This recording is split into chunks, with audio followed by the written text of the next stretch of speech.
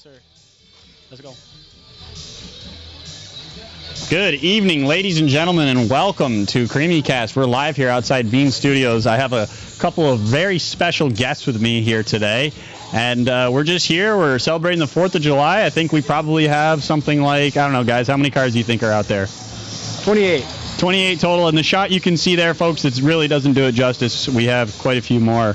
But I'm sitting here with Greer, oh my goodness, blanking on his name right now. Porter Peliquin, and of course Nick Doon. Welcome, gentlemen. Thank you. My full name. Full name is just my first name. That's how easy it is to say, Nick Doon. Well, gentlemen, thank you so much for sitting down here and being the first guinea pigs. Actually, Porter, if you speaking of which, if you want to take your microphone and pull it down just a little bit, so it's not in your face, that looks good. Okay. So, gentlemen, welcome. What'd you drive here today, guys? We both drove in my Honda HRV 2020. Yeah, 2020. That's a beautiful car, guys. It is a great car. Where else can you find one of those other than Cars and Creemees? Oh yeah. Right. We drove it to Boston and back. It made us come back alive. You know, we didn't die. I'm glad that you didn't die. I'm glad that you're here with me. Yeah, and behind me, I have a 1951 Chevy, beautiful car. I actually begged the man who parked it there to keep it there instead of parking out in the line with the other cars. But of course, so we're here. We have live music. We have Creemees. Rocket J's, of course, is open. And we're going to have a small fireworks show later tonight. I bought them myself, so hopefully nobody's expecting much because it's not a lot of fireworks. But I'm so glad that everybody's here. If you want to come down, hang out, have a Creemee, maybe see the fireworks, hang out by a bonfire, talk with people. I'm going to stay open a little late. So anyway, let's get back to the more important stuff. You're coming on today, too. Yeah. Okay, good. Tell them to drive right by. So, gentlemen, this is a bit chaotic, as you can tell. There's a lot going on. We got music playing. We got people walking all over the place, hanging out and talking. Yeah. So let's just get right into it. Sure. I was down in Boston the last 2 days ago, and I was asking people 3 questions. I was asking them, 1, how would they describe the United States in 1 word?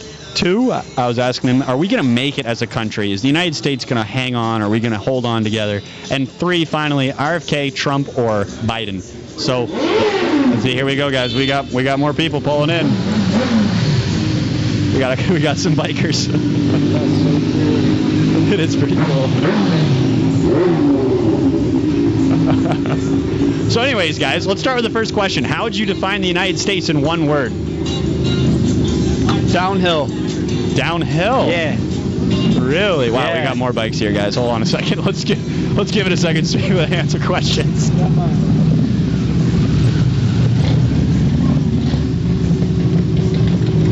My, oh my, my, oh my. Quite the showing. Yeah, we're loving it. So, back to the question. How would you define the United States in 1 word? It's going downhill. Oh, no, sorry. Downhill. Downhill, 1 word, okay. Porter? I would say creative. Creative. Yeah. See, that was I noticed when I was asking questions, a lot of the times it was like maybe a negative response or somewhat positive. Mm-hmm. But I don't know. It's interesting. So let's talk a little bit more about that. Why do you think the country's going downhill, Nick? Yo, because the current president not good, dude. No, because we need a man that isn't letting 10,000 immigrants raid New York City and basically just keeping them there. I'm all for migrants and immigrants, my abuelo from Cuba, and I'm all for Latino people, but it's just the problem is they gotta have somewhere to go, and they need to be here legally, because I don't think it's fair to all the other immigrants that my abuela that had to work really, really hard to get to become a citizen of this country, yet there's thousands of people just sitting there getting in for free, getting jobs, everything's getting paid for them, getting free food that she had to work really, really hard for, even though it was 80 years ago, she still had to do it. Yeah, so it's really dishonoring to her. And she's from the same people group, so you can't even be racist and say, oh, she was Italian or Scottish or English or whatever. No, it's not fair to her. It's dishonoring to all the immigrants, all the migrants and immigrants that do want to do it right to come here and work really hard to come here. So for you, that's the start. That's where you kind of draw the line of why you think maybe the country's going downhill. Yeah, because there's no boundaries. There's no boundaries. There's no borders. Everybody's okay to do what they want. I mean, I'm also a Christian, and it's just man, we took God out of everything, and now we got little boys dressing up as girls, saying they're girls even though they're boys. Man, we got in public schools, man. You just couldn't get more sexual, man. Kids are exposed to explicit stuff, man. When I was in the 5th grade, if I got exposed to, if a teacher was showing me that, man, they get arrested, but they can get away with it. 5th graders now. So yeah, it's definitely a little bit different here in Vermont too. If you even touch on this subject, you're really you're treading in uncharted waters, I guess, and I think that's kind of a good way to describe the situation here in Vermont. So you said creative, Porter. Let's go to the positive polarity. Let's see. What do you mean creative? Give me some thoughts. I would say creative meaning, like, yes, there's downhill stuff that is you're being honest about, but it brings out a creative side in people because you have to make a decision. That guy has his music right over here. Yeah. He might need it. I'm gonna ask him to pull it away a little bit. Hold on a second. I ate like 20 tacos from Taco Bell one day. I think I made it got louder. Why is it so much louder? Yeah, that might have been throwing me off. Yeah, it definitely was throwing me off. So, yeah, I think America is creative with the way that they respond to different things, because yes, you can stop at something being downhill, or you can start with being creative on how to deal with it, you know. Yeah. And obviously we all like immigrated here technically anyways. So I mean, myself included. Unless like you're full Native American, I guess, but yeah, there's a lot of creativity out there in America that's pushing forward, pushing everyone forward.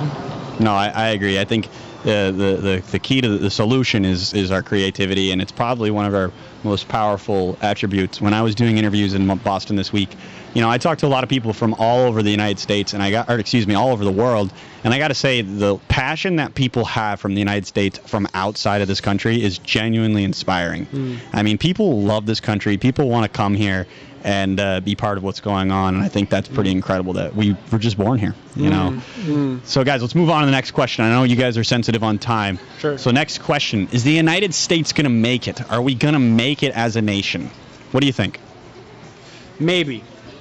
What do you mean? Give us some more. We need so in order for us to make it, we need to change things, right? So like I think that there's a redeeming chance right now. We need to change things about who's in office. We need to change things about our leadership. We need to change things about the system in which we do education, how our finances are controlled. There's just a lot of things we need to change. We just need to reprioritize things. So you prioritize them right now. Where would you start? All right, the family, nuclear family. So the biggest problem in America right now, my personal opinion, is lack of dads. There are no dads, man. Dads are weak, and men, or what we call men now, are only going to go and knock a girl up and leave her. And so now that girl is a woman, or she could grow up in a woman, she's a teenager, and basically is stuck to raise the kids. And that's not fair, because we need strong dads in the family in order to make the family work. Men are natural born leaders. Men are made to lead. A woman could try to lead, for sure. I think there's some women that can lead some certain things, but I mean when it comes specifically to the family role, the males, human males, are naturally, by God's definition and creation, born, bred, and made to lead a family. So that's where you would start. That's where you see some of the biggest issues. We need our dads to stay in the family. We need strong men. I wouldn't disagree with you. I think you're onto something there, which is a much deeper conversation. Maybe we should have some other time right here. But sure. What about you? What do you think? You think the United States is going to make it, or what? I think the United States is going to make it based on their inclusivity, not necessarily what they get rid of, but what they welcome. I think there's a lot of good that's being done here. That, I mean, I'm not no history major, but I do know that good things never die. Yeah, no, I agree. I think that there's enough passion for this country where people are willing to you said the word inclusivity. What do you mean by that? I want to hear more. I think like inclusivity meaning different opinions and different walks of life coming together, because I think when people challenge you based on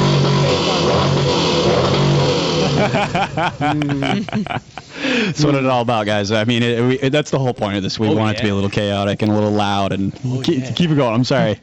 Yeah, including different challenges on who you are, because I think that's how you define something, is it being challenged, and maybe America has better days ahead because it can be challenged more, No, I like what you're saying. I think that's excellent. So, guys, we're going to do the last question here, and I'm going to ask you. Actually, I'm going to ask Porter. I'm going to ask you the question first, and then after I ask, I want you to go just chase down your brother and tell him to come over here. Okay. After you give me your answer, then Nick, you're going to tell me your thoughts. But RFK, Trump, or Biden? Trump. Okay. That's why. Trump's very to the point. He's not afraid to back down. He faces everything that needs to be faced. To not back down. Yeah, that's all I gotta say. All right, Nick, Trump, Biden, or RFK Jr.? Trump. Why is that? I want to hear more. So I don't first of all necessarily think he's like an angel. Like obviously we all have our flaws. Our flaws. I think Trump could work on how he says things sometimes, but honestly, I think he really cares about things that I care about, like immigration control, cares about the legal system. He cares about lowering crime. He just wants to make America. He really just cares about doing things the right way, the traditional way. Sure. From what I picked up on. So yeah, I can admire Trump. I think he's a hardworking man. I admire his work ethic, and I think with sort of a businessman type leading the country who is very traditional, I think that's going to help us out a lot. So I say Trump. Wonderful. Welcome back, man. I'm back, man. Hey, Nick, thank you so much for coming on. You can stick around if you want, or if you want to go find another guest, feel free. Oh, dude, I got a steak and potatoes to eat at home, man. I'm going to stuff my face. All right, then go stuff your face. I will stuff my face. All right, then have a seat, Greer. You're up. Yeah. You can join us right over here on this side. It'll be a little easier. For me? All right. No, you're good. Stay right there. All right. We got this guy, too. Oh, hell yeah. All right, so can you remind me your name again, man? You came on last week. I'm sorry. I'm Ethan. Ethan. Yeah. Okay. And I have Greer Peliquin. This is Porter's brother. Would you drive here today? A little closer to the mic. My 2018 Honda Civic hatchback sport. Oh, nice. Banged up on the front? Oh, yeah. Still waiting on that to get repaired, but it's supposed to get, repaired and hopefully next week. It's supposed to go into the shop. So, fellas, here's the question. I was down in Boston this week, doing interviews on the streets, and I was asking people 3 questions. So the first one was, how would you describe the United States in one word? The second question was, is the United States going to make it? Like, are we going to last? And then the final question was, Trump, RFK, or Biden? So let's start with the first one, gentlemen. I know I'm putting you on the spot here. This is quick, but how would you describe the United States in one word? Go ahead, Ethan. Well, it definitely is not. No, don't tell me. Can't be described in one word. Well, that's true. I can say that much. I mean, COVID and everything through the country, through a whirl. I agree. With every other, global superpower, especially in NATO and everything, through the whole world into a twister. And what I feel like we had going into it was good. Trump controlled it pretty well, I say. But then coming out of it, and then the election and all that sort, with January 6th, and then the polls being rigged supposedly and everything, just all the conspiracies, now coming up to today, the country is not what it was during the Trump presidency, I believe. Just us being like, we're a global superpower, we're going to control what's what. Yeah. You know, we're going to uphold our beliefs and values, as well as other countries in NATO. Kind of just everything started to come down upon all of us. France, the United Kingdom, Germany, somewhat. I know Germany kind of upheld their own with the whole Ukraine issue, especially when it interfered with their energy production. That's right. When Russia said, all right, no propane for you, because that's what their electricity production is propane. Yeah. Not nuclear anymore, really. No, that is true. Okay, but back to the question, though. Back to the question. I appreciate everything that you just said, and I think on the next question you should expand on all of that more. But I'll let you maybe give a moment to think about it. Yeah. How would you describe the United States in one word, Greer? Oh, I don't even know. No, it's just messed up.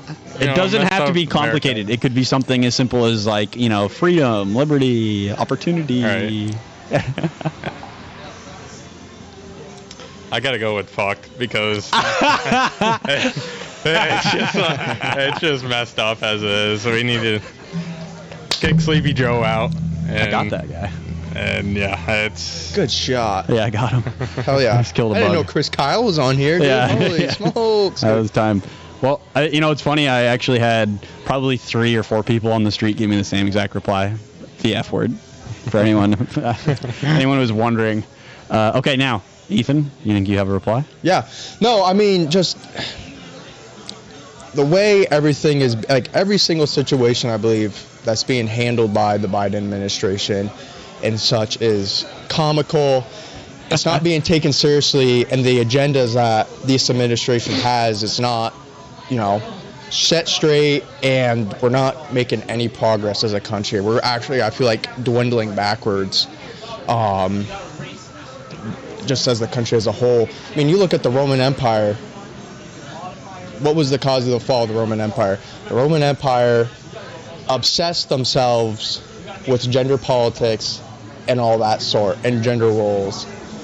Totally distracted them from all the other existing issues outside of the empire and the government itself there. It was almost like Oh, boy.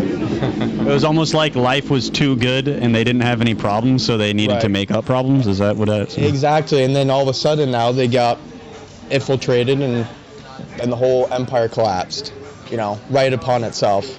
And if you just look at it, I mean, that's what happens to these empires. Yeah. Like they grow for hundreds of years, and all of a sudden just tumble in days. Yeah. Yeah. So I feel like So if you had to describe it in one word, though, I feel like I need to change my answer. messed up. It's messed up. that's 2 words. That's what I was thinking too. That's why I went fucked. All the liberals. Can I change my word? Go ahead. Greedy. Greedy. I agree with that. That's a good word. That's a really good word for it. If you can't do it, you can't do it. I can't do it, man. It's okay. There's too much to say about his mind country. is just I understand. running, and every time I think Yeah, of one I word, know. it branches off to like a whole paragraph. dude. Alan, you're next. Yes, you are. Okay, so now, guys, the second question. This is going to give you more time to expand. See, this is my whole thought. The first question was supposed to just warm people up to like make them like, okay, I can do this, But you guys, you wanted to go in, so all right. Oh, yeah. Second question: is the United States going to last as a nation? Are we going to last? I believe we can. We definitely have to. I mean, for us to turn around and become, a great nation again. I mean, we are a great nation. We are a superpower. I know if something were to happen, we would act, aggressively, and we would act per the response. But I feel like we need this election to go either Trump or even RFK, I would say. I don't think that the Biden administration, nor really any member of the Democratic Party, be the next candidate or the elected candidate for the presidency of the United States, just because just their values and everything that they have morally that they feel obligated to is just totally skewed, and it's not addressing the needs and wants of the American people like Trump and RFK are hammering down on and saying, this is what we got going on. This is how we got to address it. And this is what we're going to do. So what do you think the issue with what the Biden administration and the Democratic Party as a whole? And I'm not like challenging you. I'm just wondering, Well, I like, mean- what do you like? Give me some thoughts. Give me some I examples. mean, it started out with the rocky start. I mean, Trump initiated the Afghanistan pullout, which was going smoothly. We lost no troops. Sure, did we have, equipment and stuff left behind? Yes, but comes with that, it's cheaper to leave that equipment there than try to bring it back to the United States. I mean, we did it in the Gulf War. We left tons and tons of weapons and ammunition, you name it, there that arms dealers were taking and selling. But when Biden took control of everything and continued the Afghanistan pullout, everything ramped up. I mean, just a debate, let alone, he said, I have not lost any troops under my administration, when he lost 13 troops at Kabul airport. Can you give us some context? You're in the Air Guard, am I? Air National Guard. Air National Guard. Yeah. So he might know what he's talking about, folks. Just throwing that out there. And how about you, Greer?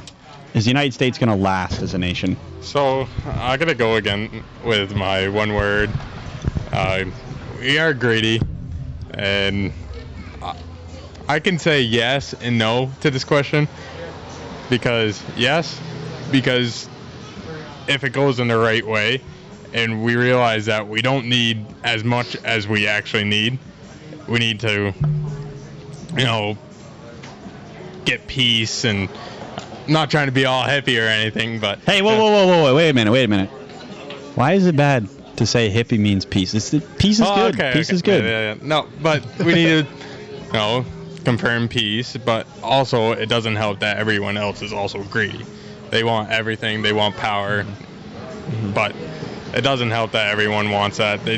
Everyone needs to come to realization one day, and one day it'll just snap like that. And Do you think this is like more of a question of human nature?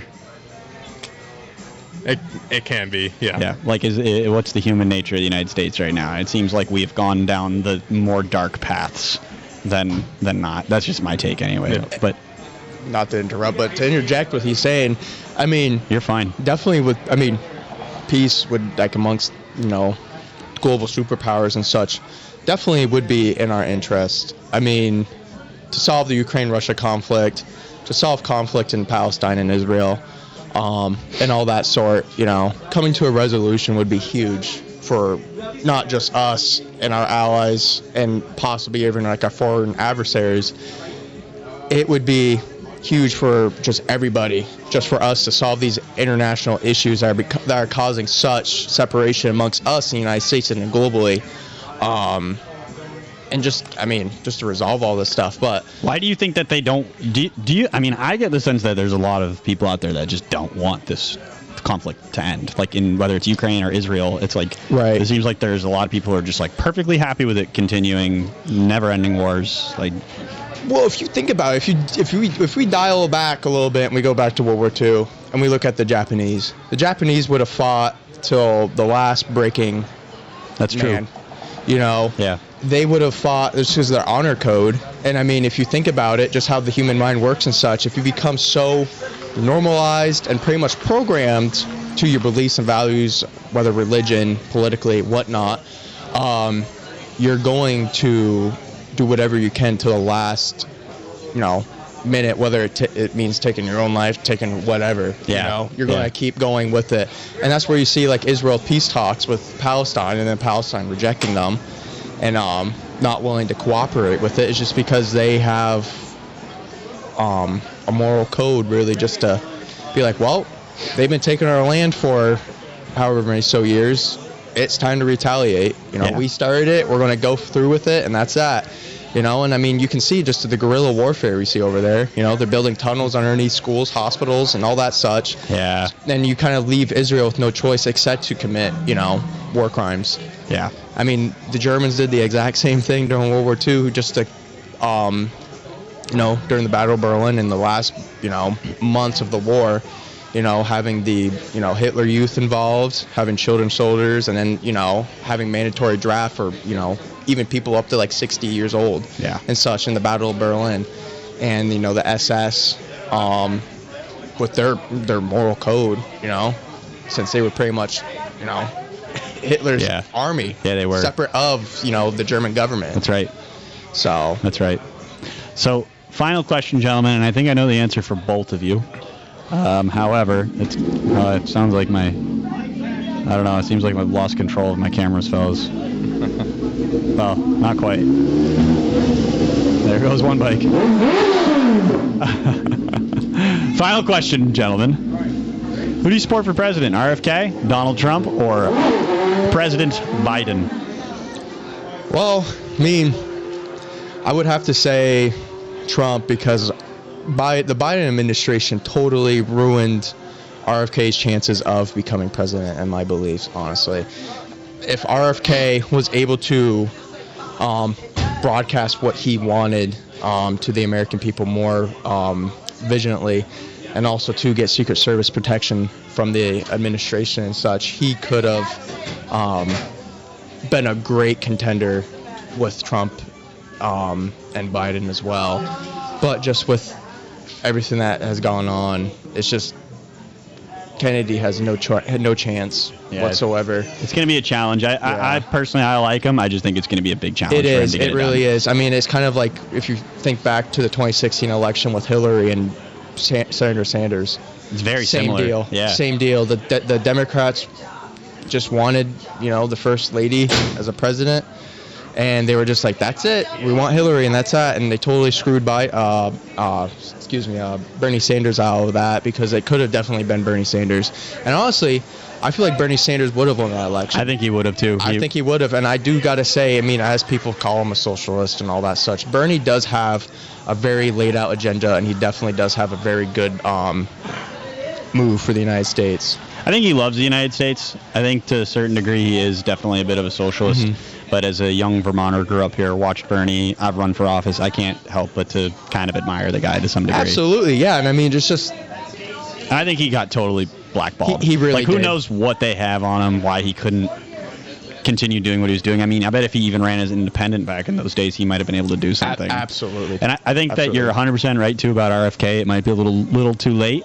However, but he's been campaigning for a full year, But I think maybe as he continues, 2028 is absolutely a possibility. Right, So, and it's huge for him to do this, because he has strived through thick and thin to campaign, even with the road bumps he's had with Secret Service and all that sort. He's gotten funding, campaigning, and then also too, he's been able to afford all this stuff and then get all these venues and stuff. And I would say get himself a pretty solid supporter base. He's got a base, and I think 2028 he's a legitimate contender. He really is. And I think, and right now I still think he is. When I just as a sneak peek to the video that I'm gonna have coming out, this is dropping this live on everybody who's watching this right now. Woo!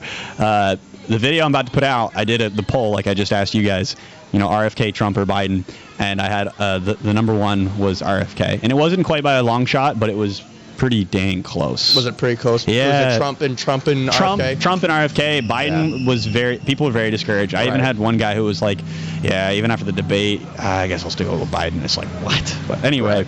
And it's kind of weird to think about that with even after the debate. Yeah. I'm like, it really took that much for even the Democratic Party to realize, wow, why do we have this guy in such power in our country? I'm surprised that it took this long for even people that are left-minded to realize this. It really astonishes me. That's on Instagram. That's why it looks like that. But no, I definitely think Trump for sure is going to take it. Just his just the stuff he has campaigned, his goals and values and all that stuff is just huge, and the people, and what he's saying is what the people want. Yeah, no, I agree. And just same thing with RFK. It's just his voice hasn't been heard. No, and he has a bit of a problem with his voice too. Okay. And you know that I have this problem with all this. Wait, so quickly, Greer, before you say anything, I just want to read off a couple of comments we have from viewers. Let's see. Americans don't get involved until it starts hurting Americans. That's from Keith Johnson. Must be a comment on the wars. BB, former Bernie bro. That's what he writes. Yeah, me too, man, unfortunately.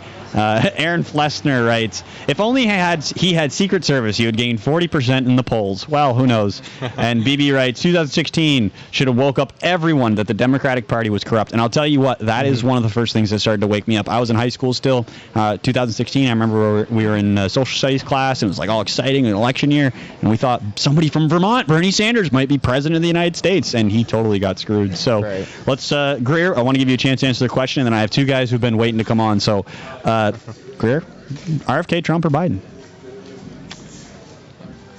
Definitely Trump. Definitely Trump.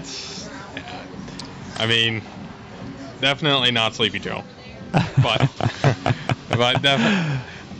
It's one of the best nicknames of all time, by the way. No question. But RFK definitely is up there too, though. I wouldn't be mad if we got Trump or him.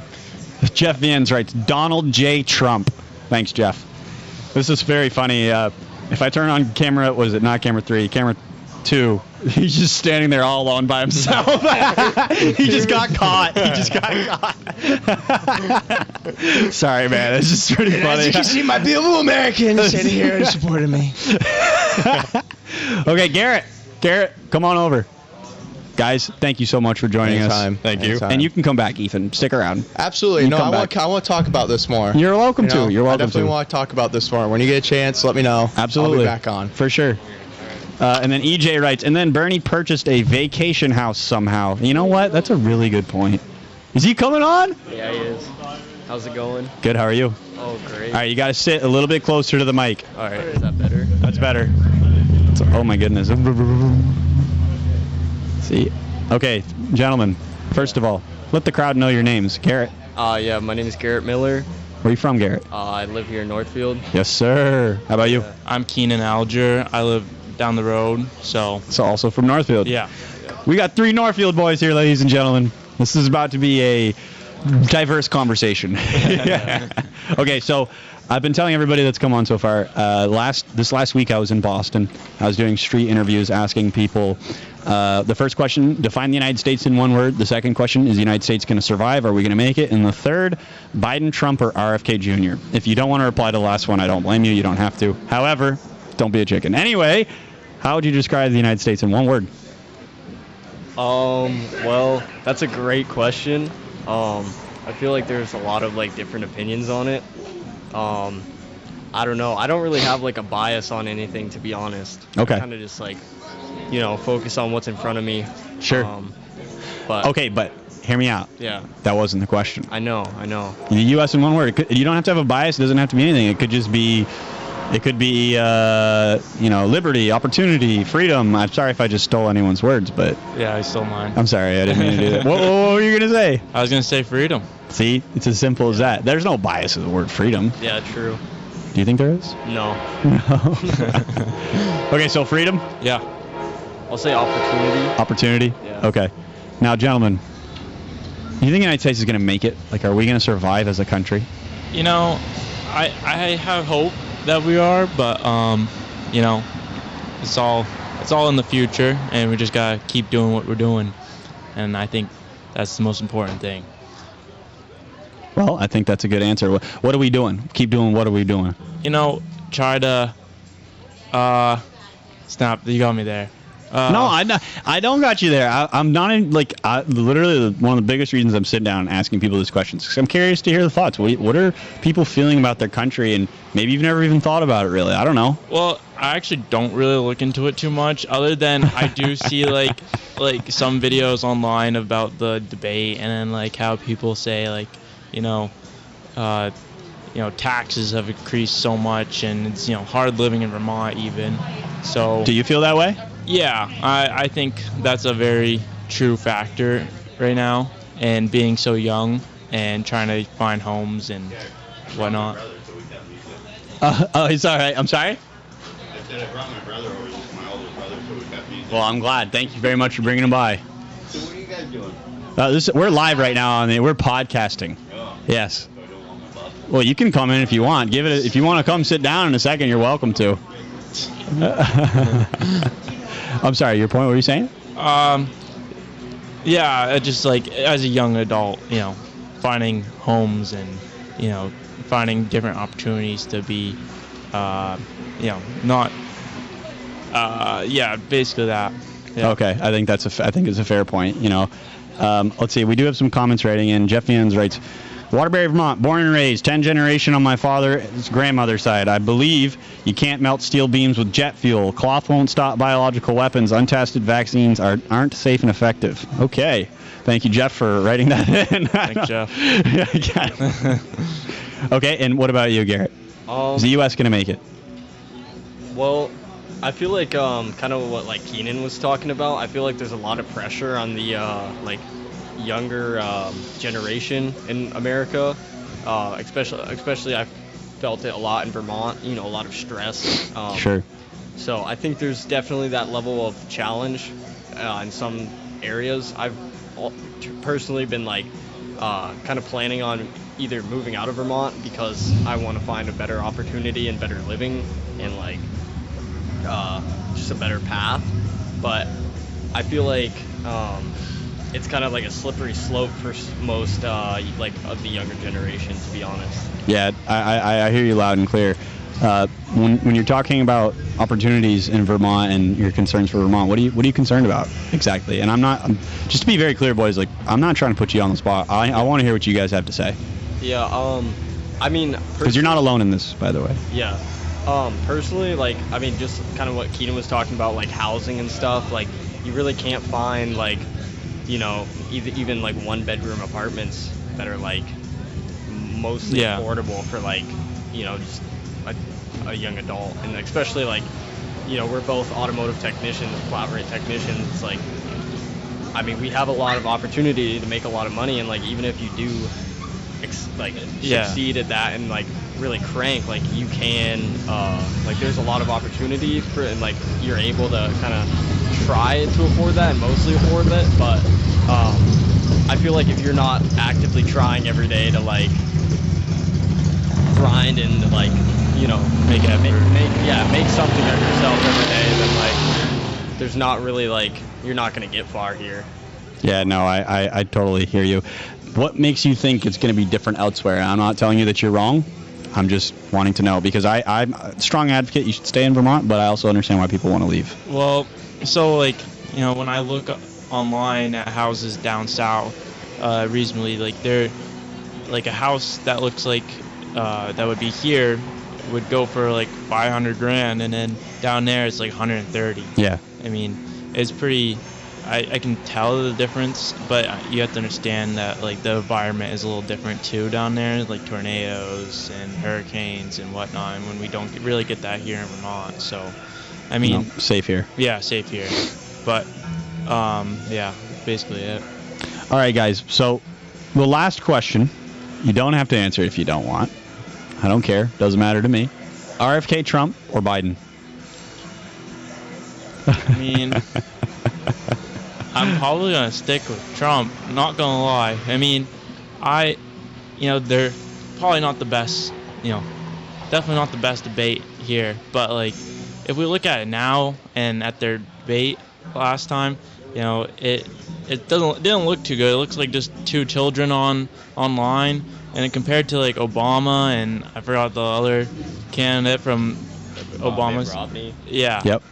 They're very respectful and very like reasonable with their words and stuff like that. But now it just looks like two children playing in a like little play place, But I think Trump is gonna get us out of the pothole and try getting us back on route. And I just hope it's gonna be like that. But yeah, no, I think that's a fine answer. Garrett, you want to chime in?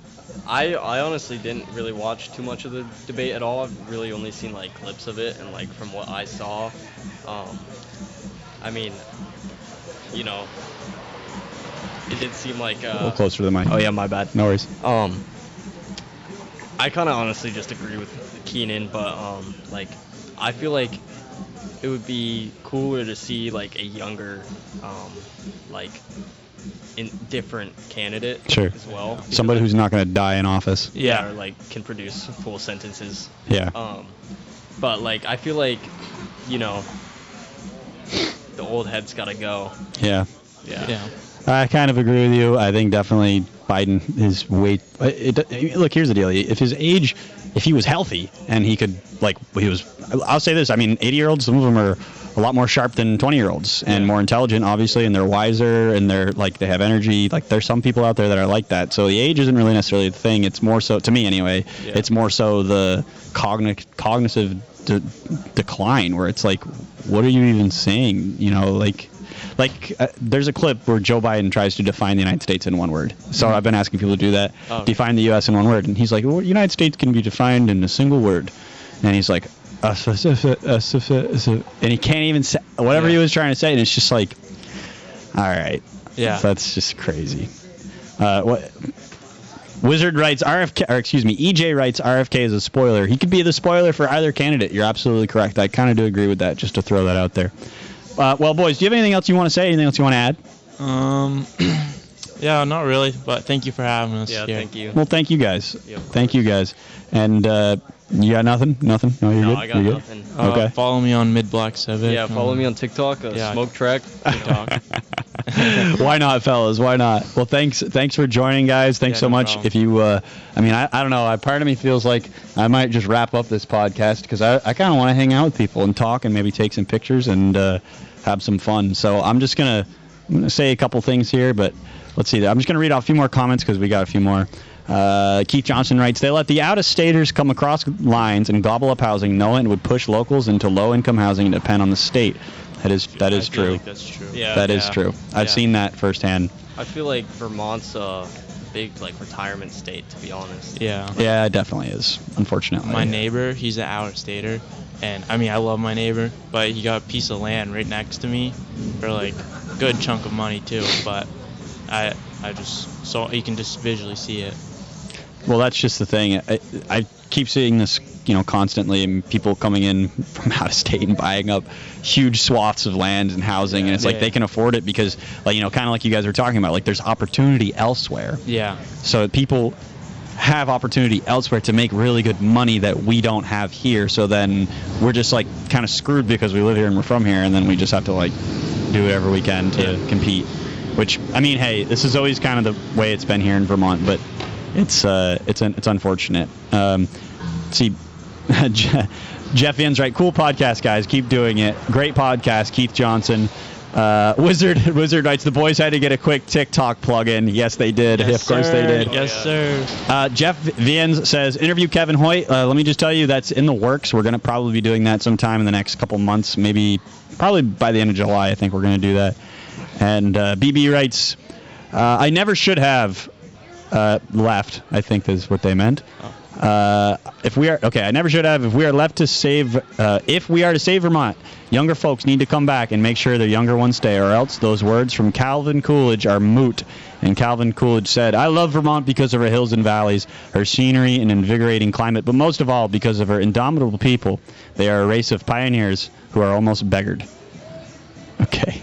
EJ writes, China bought a massive parcel of land in Waitsfield. That's super concerning. Is it? Yeah, I don't know what they're doing with it. Oh, wait, did they like actually? I don't know. Send them some info if that's true. I mean, I would believe it. There's people, special interest groups, and outside organizations from all over the world doing this, and not just the United States. It's happening, or in Vermont, but all over the United States. That's wild. Never.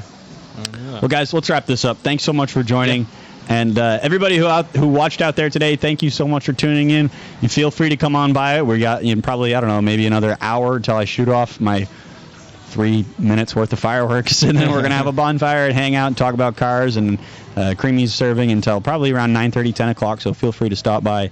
And thanks again for everyone tuning in. This has been a Bean Studios production, live from Bean Studios.